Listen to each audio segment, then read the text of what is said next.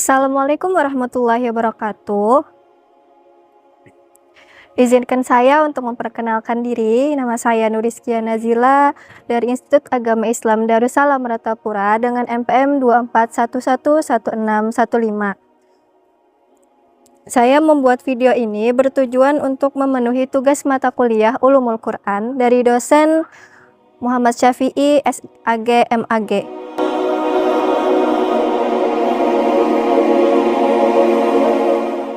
Baiklah, di sini saya akan menjelaskan tentang surah Makkiyah dan Madaniyah. Surah Makkiyah itu diturunkan di kota Mekah dan turunnya sebelum Rasulullah SAW hijrah ke kota Madinah. Ayatnya pun cenderung lebih pendek. Sedangkan surah Madaniyah, surah yang turun sesudah Rasulullah SAW hijrah ke kota Madinah.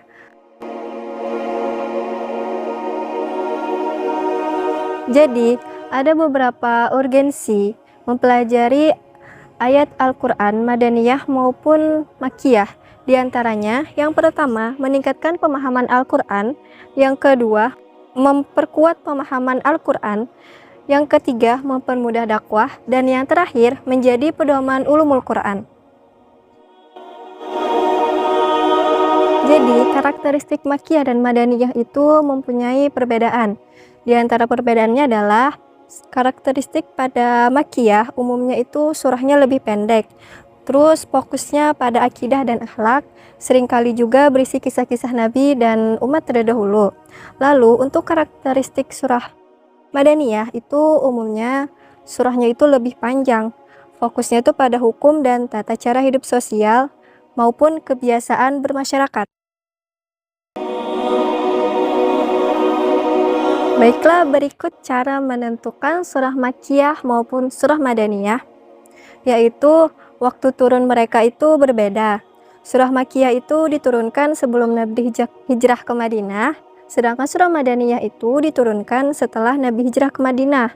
Dan tempatnya pun juga berbeda. Tempat surah Makkiyah itu di Mekah dan tempat surah Madaniyah itu di Madinah. Surah Makkiyah itu sering ditunjukkan kepada penduduk Mekah atau orang-orang kafir, sedangkan surah Madaniyah itu sering ditunjukkan kepada penduduk Madinah, orang mukmin maupun ahlul kitab.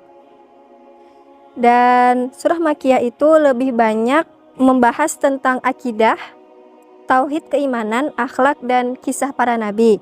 Sedangkan surah Madaniyah itu lebih banyak membahas hukum-hukum syariat, tata cara ibadah, muamalah, jihad, dan kehidupan sosial.